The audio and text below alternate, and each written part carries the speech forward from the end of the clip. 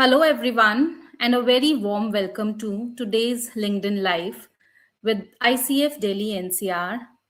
And I'm so glad that you have chosen to spend this time with us. A warm welcome to Dr. Amitabh Kumar, Director, Partnerships and Marketing of the Delhi NCR chapter of ICF. Hello, It's Garima. truly a Hello. joy. Yeah, hi, Amitabh. It's truly a joy to welcome Camilla today. Camilla brings a rare depth of experience across business, consulting, and executive coaching. And she has worked across cultures with leaders and seasoned coaches. What I personally appreciate about her work is emphasis on presence, not just technique, not just models, but the lived experience of coaching and the kind of mastery that feels embodied and not performed. She is a pioneer in coach education, creating one of the first ICF accredited level 3 programs in Asia Pacific region, supporting the PCC coaches towards their journey to MCC. And now she leads her own internationally accredited level 3 program, continuing to support coaches who want to deepen, not just advance. Camilla, we are really looking forward to this conversation. Thank you for being here with us today. Thank you, Garima, and thanks, Amitabh, for having me. It's truly a pleasure to be here with the ICF Delhi community and to reflect together on what really matters as our profession evolves. Hello, everyone. Good morning, good evening, and good afternoon from wherever you are watching. And let me welcome Camilla. Welcome, Camilla. Today's topic is a conversation on coaching mastery, presence, and the future of the coaching profession. And who better than Camilla, a master coach and educator, and directly from Bologna, Italy, Europe. Yes. So we'll be interacting with you today. I would like to formally welcome on behalf of ICF Delhi NCR chapter. Thank you. Thanks, Amitabh. Okay, so how do you like to, what format that you want today to follow? Do you want to have a monologue where you can share some knowledge of your whatever around the topic, or do you want it to be in a dialogue form? I would appreciate to have a dialogue. I think dialogue works best for me. Oh, as a coach, I do love conversation. Yes, thank you so much for permitting to have a dialogue. And I have lots of curiosity about the topic that we have. So let me start asking you some of the questions. And before that, let's start from the beginning with your journey itself. So, Mhm. what first drew you to coaching, and how has it transformed you? Mhm. I actually came to coaching because I experienced it myself first.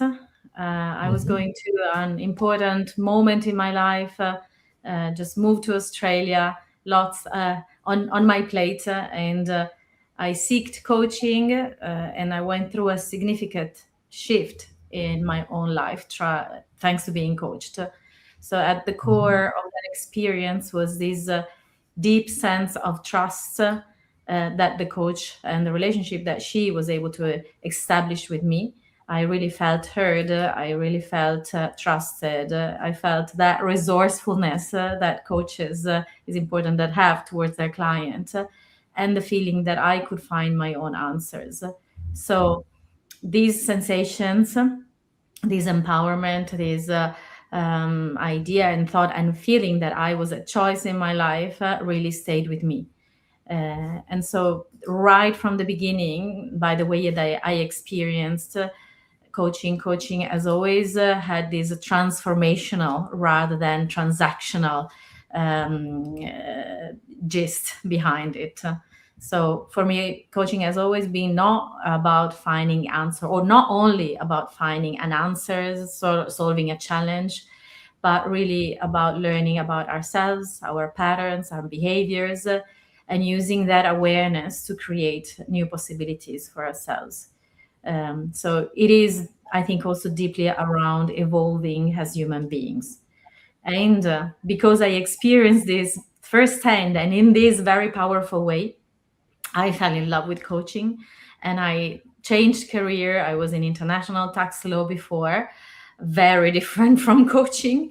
And I Mhm. fully moved in this profession and eventually into the journey towards mastery, which I reckon is very aligned, in a way, PCC to MCC, very aligned with what I felt and I experienced as a shift as I got coached in the first place, because I moved from um, satisfying expectations or complying with something that was external to finding my own answer and really embodying and being into my life. And the same thing, I think, moving from PCC to MCC is similar in, first we learn to comply with the technique and the competencies, and then we move into really fully embodying coaching. So I see a parallel there.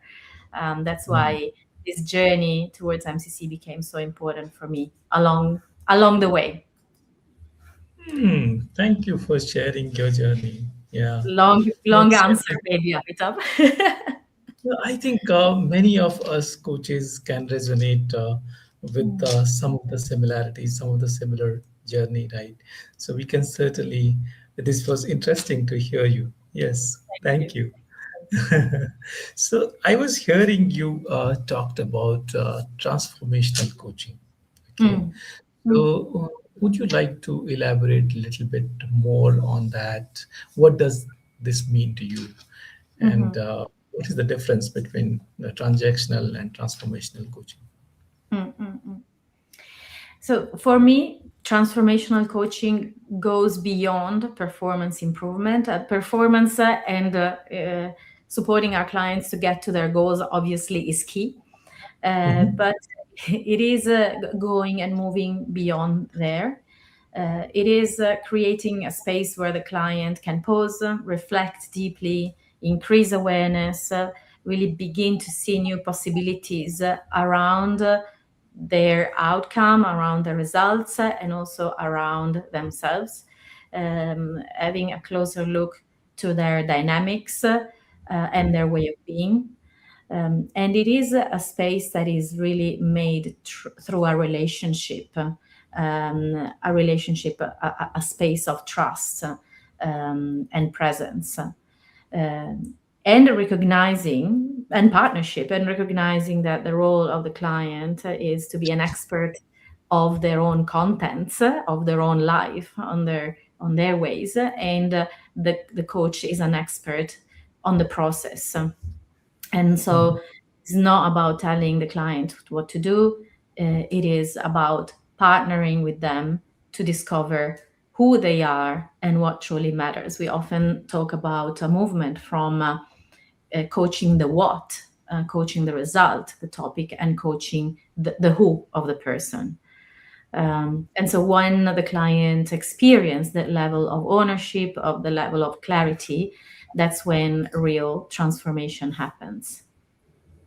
mhm, mhm. That leads beautifully into mastery. So, which is so many coaches aspire to, right?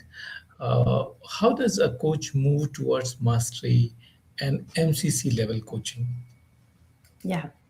So, and Amitabh, I have a slightly different view of the screen right now. I don't know if you can still see me or not, but maybe yes. Maybe it's just rearranged on my screen. It's just me, isn't it? Well, Garima, you can see that. How's it Maybe visible? Maybe I can just me. quickly remove you and bring the screen. Yes, Okay, I think okay. there's some. Now I see only me. Oh, Okay, okay. it's good. Perfect. Yes, it's fine. Perfect. Yes, let's We're go ahead. back. We're back. Right. So, so what was the question? Are we Okay, I talking? was asked, yeah, what we were discussing about coaching mastery. Mhm, So the conversation leads towards the mastery, into the mastery. So, mhm, which so many coaches like us or other coaches also aspire to become, or become a masterful coaches. So, mhm. how does a coach move towards mastery and MCC level coaching Yeah, yeah, from PCC or ACC? yeah, yeah. So there's a big difference, and I'll build on what maybe I've already said a little bit so far between learning coaching skills and truly embodying coaching. Because at ACC and PCC level, we're learning. And we're asked to demonstrate skills. At PCC in particular, sorry, at ACC, we understand the process. We need to demonstrate that we understand the coaching process. At PCC, Mm-hmm. we can demonstrate it fully. And we also move into trusting more of the client with their contents. We display the technique well. We've got the PCC markers. We can ask clear questions, succinct, open-ended. We can share observation. We co-create agreements in a way that's meaningful for the client. And maybe we start moving already with PCC from coaching the what to coaching the who. And the real movement from PCC to MCC is around really creating, really embedding the coaching the who in the session, and about embodying the competencies. If in general, I'm speaking here generally because there might be PCC coaches that are masterful coaches and are already beyond it. But generally at PCC, it is more like we follow the PCC marker, the process. We can see the process of the coaching in the session. At MCC level, the skill don't feel really applied, but they emerge naturally in the session. Um, and at MCC level, we're really not coaching in the same way in every session, or like we're not coaching different clients the same way, definitely.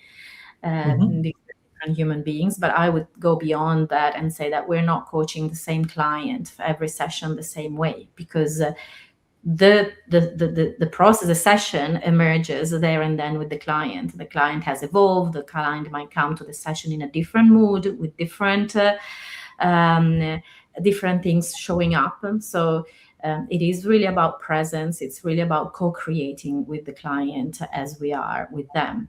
So we trust the process that comes with ACC and PCC. We trust the client, which deepens at PCC.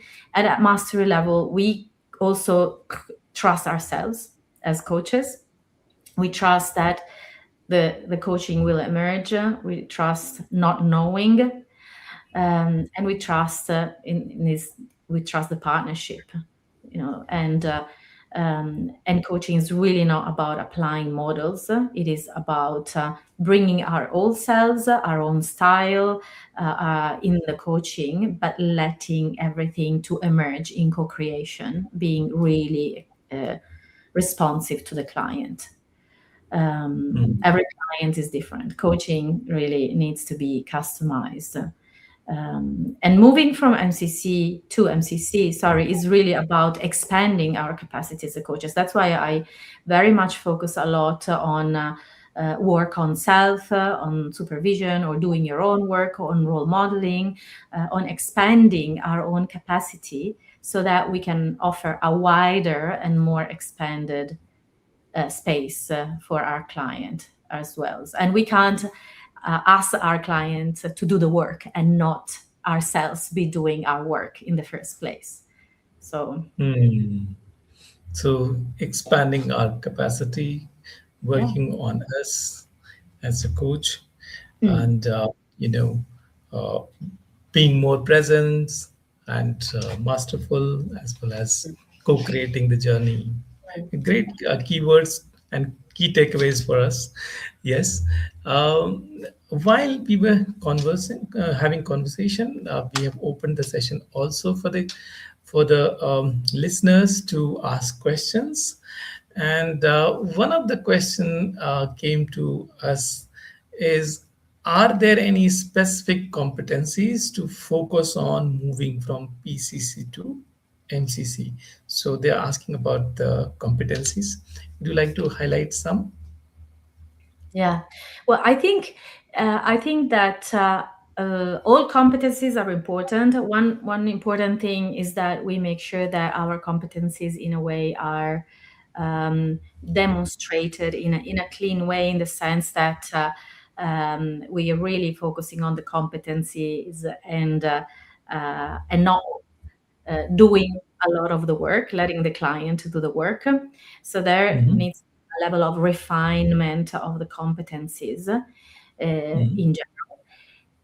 And I think that very important competencies to cultivate for mhm, MCC is mhm, mindset, for sure. Although mhm, mindset is not one of those that gets assessed while observing the recorded session, because it is observed more overall on the coach. Um, it is important that shift in mindset is really important for us to really embody and embrace MCC fully.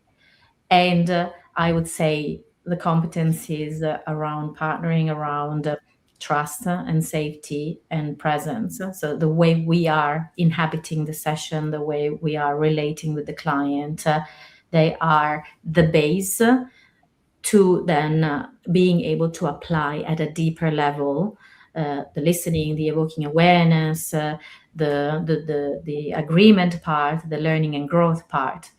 So I touched on all the competencies, but I say would like the mindset is a very important one, the mindset shift to go for MCC. And then there's mhm, like presence and trust, so that we ensure that there are those presence and trust, so that all the other competencies can be uh, a- applied at a very refined, granular, specific, customized level. mhm, mhm. I hope this Thank was you. clear. No, Yeah, absolutely. thank you for answering the question. This was a question from the listener. Uh, I would like to once again invite everyone. If you have any question from Camilla, she's the expert and on the coaching mastery, and she could answer your question. And we can take one or two more questions at the end of the conversation. Um, and as of now, I'll just continue with her. I have lots of questions, lots of curiosity to ask, and let me talk about. Let's talk about future, right? Mm, We hear a lot about AI. So, how can coaches remain relevant in the world in the future yeah. with AI and rapid change, which is happening in terms of the technology? Yeah, yeah, yeah. This is being such a big conversation, Amitabh. At ICF, Converge, and everywhere. You can hear it everywhere. I speak with many coaches who really fear becoming irrelevant because of AI. They seek MCC to keep relevant, as Mhm, see that large language models are bringing big changes to the way we work, and a lot of all those changes are positive. Um, it is important to start navigating through these changes. I'm not a big IT person myself, but I recognize the importance of using AI as an ally. And it definitely can support us a lot with administrative stuff, reflections, preparations. And I want to state also, first of all, that I'm not AI expert. You know, I've read and listened a lot of experts around AI. I'm not an academic, but I'm a coaching practitioner. And what I see right now is that transactional coaching can be replaced more easily by AI, whereas mhm, transformational coaching cannot. Uh, mhm, Large language models can make transactional coaching more available, cheaper. You know, there's a lot of advantages of bringing more of that. And some people might even feel more comfortable speaking with a machine. They might think, you know, they feel less judged, or maybe they might have a maybe an apparent sense of higher privacy because no one knows where. I mean, I wouldn't know. I don't know what happens to the data there. However, large language models cannot attune to nonverbal cues. They can't look into someone else's eyes, and you Mm. don't feel looked in their eyes. So they can't feel resonance or intuition. They don't relate wholeheartedly. There's not love there. I mean, they might pretend that they love you, but there's no really care and love there. And in fact, many coaches I speak with, they're choosing to pursue MCC because they feel that MCC, mastery level coaching, transformational coaching, will future proof their careers. And I think the invitation here is to focus on what makes coaching uniquely human. You know, the connection, the partnership, the awareness, the presence, that really relating in a wholehearted way with each other. I think that's a big asset, and that's something that can't really be replaced yet, at least in the foreseeable, Mm. in the near future. Mm. So what I hear, the feeling cannot be replaced, emotion cannot be replaced. So becoming a masterful coach, transformational coach, um, is still a great path to Yeah, follow, yeah, that right? connection, that deep, Yes, that yes. space, Right. yeah. Nice. Thank you. Thank you for sharing your thoughts on this. Okay. So, my next question to you is, as the coaching is evolving globally, right? Mhm. And so, what truly matters the most? Mm, mm. Yeah, coaching is becoming much more international, diverse, and diversity and connection are essential. You know, I thrive in diversity and love to connect and coach internationally. And Mhm. I feel coaching across cultures deepens so much the presence and trust, and there is so much learning that we can do. It is very the concept of partnership and co-creation. You know, this movement for hierarchy to partnership and from expertise to co-creation. I think they are very, very unique to coaching, Mhm. and they are extremely powerful. And Mhm. so I believe that what will endure is this coaching grounded in humanity, in connection, professionalism, and I think that here ICF core values are important more than ever in this world. The way we're experiences, the way I'm experiencing the world right now, those values, ICF core values of humanity, of collaboration, of professionalism, equity, and there's so much Mhm. or under every one of these words are really, really, really relevant. So I think those are very important as we evolve and we go more global and international. Mm, mm. Thank you. Thank you for sharing your point of view on this. And it was great, listening to you. Let me ask you something different. I heard, I mean, when we were talking, you mentioned about, uh, visiting California and going to Yes. ICF Converge. So Right. it will be great to hear about that from you. All coaches, we were all excited, yes, uh, about this event. Could you please Yeah. elaborate? Tell me how was your experience? Yes, it was. Well, first of all, it was emotionally very powerful for me because I lived in California a long, long time ago. I attended Berkeley, and I was so looking forward to go back after so many years. And primarily, it was 30 years of ICF. It was or 15 years of me being a coach, and I saw all these numbers were speaking loud to me. And I had been collaborating with so many people in the US, other coaches that I never met in person. And so the idea of hugging there, being in their energy, really living that experience life was so important. So First of all, I would say the energy of the place, the Mhm. energy of being so many together, and all the meaningful conversations we had at the table of the several speeches and beyond. And again, there was, as I mentioned, a lot around AI and the future of coaching, and focusing also on our responsibility to Mhm. remain deeply human and relational.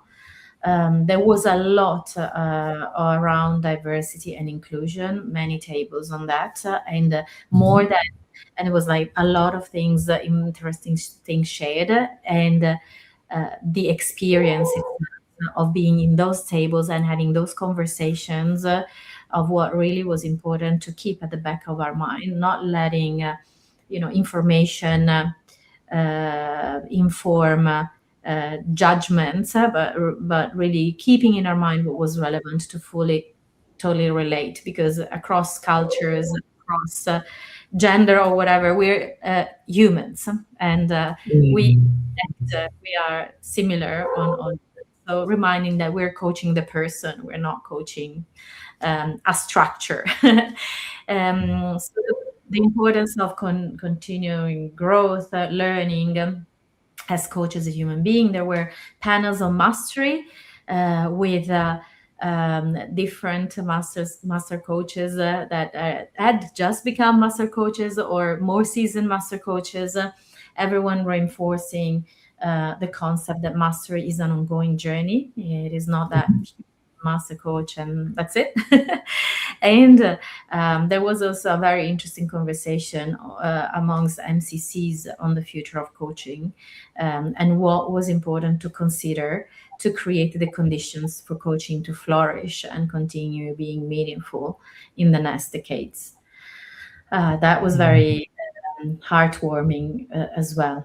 And then there were conferences and conversations around the use of language, the importance of what words we choose, that might be limiting or not limiting to the client, and also using different approaches in coaching, including nature and the environment, or creativity in coaching. There were very beautiful uh, presentations around using music in sessions, metaphor, imagery, and different approaches. While I'd say still staying in co-creation with the client and in alignment with ICF standards. So that reminded me that we cannot bring our styles into our coaching. We cannot bring our who we are and what made us experience-wise. Yet in respect of the co-creative process with the client.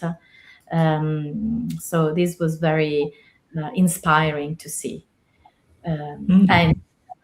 above all, this connection with the colleagues and new people I met there. Very nice energy. Very nice. And the sea. And the sea. I don't live by the sea. I'm in love. And the openness and the blueness of the sea. I really enjoyed the setting. Mm. Wow, wow. It's really, really amazing to listen. So many things to learn in just one conference at the same time. Yeah. The energy, I can feel so many people, all Yeah. coaches meeting at one place. The energy, the conversation, the knowledge sharing, and overall, over and above, vitamin C, right? California beaches. Thank you. Thank you for sharing all your experiences. I can imagine. Right. So it's great to hear your experience. We have talked about your journey. We have talked about the coaching mastery, how to move from PCC to MCC. We have also learned about the future of coaching a little bit in the you know new technology world. And Mhm. we have also learned from you about the ICF Converge, where you had diverse topics, many of them around you mentioned about gender sensitivity and so many other topics that are relevant topics. Yes. Great to hear from you all these point of views as well as your experience sharing. My Now, as we are moving to the back end of the session, we have already we've been there for 30 plus minutes. I once again would like to ask people, if you have any question from Camilla, please put it in the LinkedIn chat. We'll pick up those questions and we can ask her. Yes. So we have one question from Kenneth. At the MCC level, what still challenges you in sessions today? Where do you still feel stretched? Hmm. Thanks, Kenneth. This is a very relevant question. As I'll normalize this. We all feel stretched.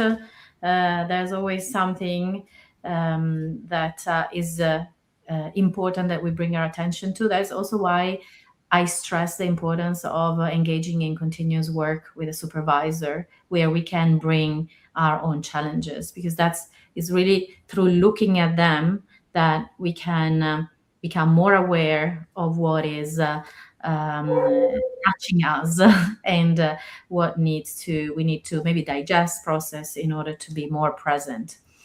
I can't find one specific thing that challenges me, and there are things. It's just because it's very different ones every time, I would say still this might feel a junior one, but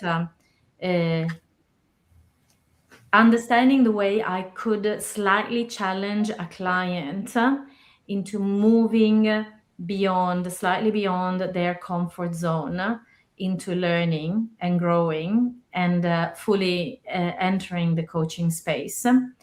I think this is a challenge because I feel sometimes we are at the borderline between, we need to meet the client where they are.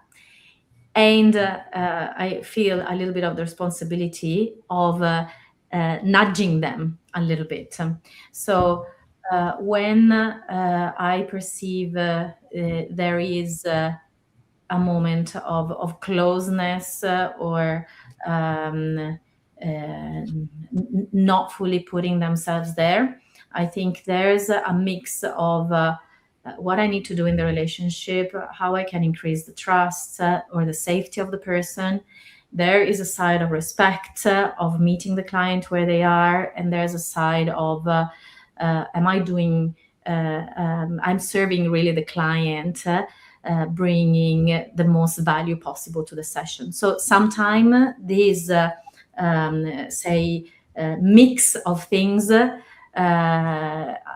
creates uncertainties in me, and I like to reflect whether I brought the right balance between them in order for serving the client at best. And I know that is something very important for me, and I need to keep it in check, because I always like to bring value. I always like to bring the most of myself, and I need to keep in check that I'm not overdoing it, and not asking too much to the client or myself for what matters. I think these things go a lot in parallel, isn't it? The work we do on ourselves and what we see or tend to engage more or less with the clients. So I don't know, Kenneth, I hope I answered your question. Amitabh, how did that sound? Yeah, Clear it was interesting. Yeah. Thank you, Camilla, for taking up the question. And thank you, Kenneth, for asking. The next one from another user is, when do we know we are ready to do our MCC? Yeah. Then I would have a question. How do you know when you're ready for something? Because yes, because a lot of times we might be ready, or we are ready, even if we don't necessarily feel ready. And understanding what is it that is getting in our way to feel or not feel ready is the answer, isn't it? If when I went for my MCC, it took me forever to decide to go for my MCC. Because I sometimes I'm a sort of perfectionist, and I thought I needed to get another training, another skill, and it was about realizing that what I had and what I was enough. I have done a lot of work, so I think that is taking a step back and really being honest with ourselves. If our readiness is, or what do we want in order to feel ready? Is it something reasonable, or is it something that sets the bar so high that we will never feel ready? Hmm. So I think this is a very important question, maybe to bring to a coach or to a supervisor, or really to do some reflection on, because I oftentimes find that we don't feel ready, but we are. Mm. Okay, we'll take one more question Yeah. from Dr. Kaushik Chatterjee. He's saying, "Great conversation, Camilla. We often Thank you. hear about master coaches embody competencies. Is it being like thoroughly integrated and aligned with the client space in a spontaneous and intuitive way? If so, is that the difference between transformation versus transaction for the client?"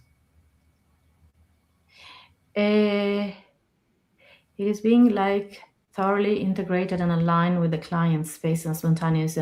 So I think so the difference, and please let me know if I got your question or if there are nuances that I didn't get. The difference between transformation and transaction is, transaction is, I support you in finding a solution, and transformation is, I also support you in going meta and understanding uh, what what you can learn around yourself, around how you went about this, um, the reaching of your outcome. So it is not just about you defining for yourself what you need to set in place in order to get to the outcome, but it is also learning around how you navigate it, what are your strategies, what are the challenges, and what you learned around your challenges, and how you can apply your learnings in general in your life. So the following time, when you'll be able to set for yourself a goal, and you'll be much more able and empowered to finding your own solution, uh, even on your own. So there is an integration of skills around how you go, and competencies on how to go about your goal, but there is a further integration of self-awareness and competence, if we can call it like that, around yourself, so that you are spiraling up, let's put it like that, and becoming more able to and empowered in your life in general. So in our way of being in the client space and being more than integrated and aligned with the client space, it's being in the space with them in a way that offers the possibility to go deep on these reflections. They are not just about what you want to get as a result, but it is also about what will that do for you as human being, and how different will you be, or how different do you recognize of being now that we are at the end of the journey, or now that we're processing through the journey, what's evolving in you. And so becoming clear on those also opens up space for transformation. I hope this answers the question, and is Yeah. thought. Okay, thank you, Camilla, and thank you, Doctor, for asking the question, and thank you, Camilla, for answering it in detail. As we have about 5 minutes left, so I'll ask you a last question. what would you like coaches to reflect on after today's conversation? We had detailed conversation on several topics. So what would you like the Mm. coaches to reflect upon? Yeah, yeah, yeah. I think I'd like to invite coaches to keep investing in their Mhm. own mastery and growth. So Mhm. it's really truly not about what we do. It's about who we are being and becoming along the way. Or for me, my coaching, coaching changed my life. I'm totally passionate about coaching, and Mhm. I think that. Um, in general, when we focus on transformational coaching, deep partnership, when we role model what we it's important that we see in others and the client, we remain relevant and fulfilled. And reinforcing the fact that coaching mastery is not a destination. The shift in me happened that made me go to MCC from PCC was that when I realized that MCC didn't mean I'm at the pinnacle, I'm at the top, but it really was. I am with my MCC stating that I am in a lifelong journey of becoming and evolving and wanting to grow and wanting to offer the best I can give to my client, keeping making mistakes, keeping being human. And that is where my value is, exactly in that. Um, so really doing the work and being committed in my growth. I think this is so important for me. And so that's why I always also consider the three pillars of mastery. The professional mastery, which is the training, refining the skills. It's the practice mastery, so it's around our client hours, our impact of what we're bringing in the coaching, with the coaching to the world. And most importantly, the self mastery pillar, which is expanding our own capacity as coaches in order that we offer a bigger and important space of evolution to the client. And if you want to explore this further, my next level 3 mastering coaching program begins shortly in April 2026. It will be led by me and Belinda McInnes, which is MCC, ICF assessor, former president of ICF Australasia. And she's the program is a 15-week online program designed to fully prepare you for MCC, and you can join from everywhere in the world and thrive in diversity. The cohorts are very small but very diverse.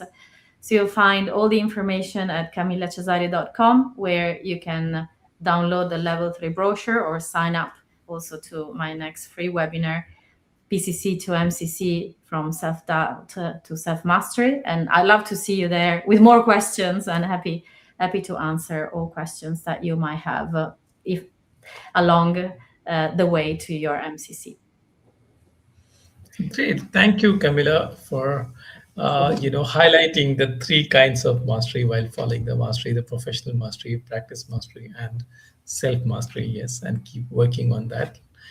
Continuous learning is the key. Thank you for highlighting and explaining about how to reach to the mastery. And it was truly a great session hearing you about coaching mastery, presence, and the future of coaching profession, and also about ICF Converge experience. It was great to hear you. Uh, and thank you for taking out your time for this session. And everyone hearing, if you'd like to connect with Camilla, here is the on the screen. Her email ID is there, so you can connect with her. You can ask her direct questions, and if there are some questions that you have already put on LinkedIn Live, probably Camilla can reply if we have not answered it right now. Okay, and now I would like to invite Karima on the stage to say vote of the thanks. Vote of thanks, yes. Thank you, Karima. Thank you, Camilla. Thank you, absolutely. Thank you, Camilla and Amitabh.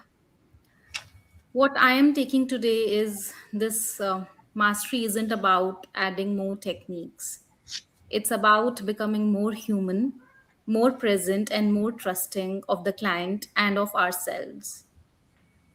To everyone who joined us, thank you for being the part of this conversation. Take a moment and ask yourself, what is the next edge of mastery calling you forward? We look forward to continuing this dialogue with you. Until next time, stay present, stay curious, and keep evolving. Thank you so much. Thank you. Thanks for this opportunity. Thank you. How do you say bye in Italian? Ciao? Esatto. Ciao. Exactly. Ciao, ciao, Camilla. Uh, Ciao. and thank you. How Bye. do you say thank you Grazie. And how do you say it in how do you in say it? Hindi? Hindi, Yeah. Yeah. So we say dhanyavad dhanyavad. for thank you. Thank you. How Dhanyavad. Dhanyavad. Dhanyavad. And ciao. Grazie and ciao. Bye. Thank you.